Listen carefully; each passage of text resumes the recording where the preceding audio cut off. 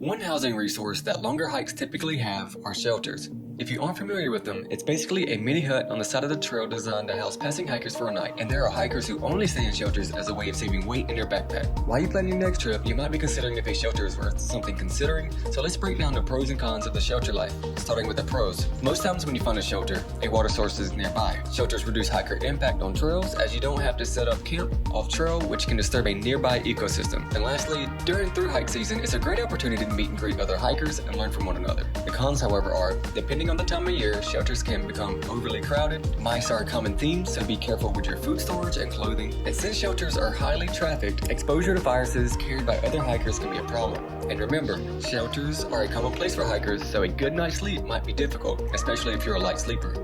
Fun fact, the Appalachian Trail has more than 250 backcountry shelters on the trail. So what's your opinion? Do you prefer tents or shelters? Happy hiking and follow for more hiking tips.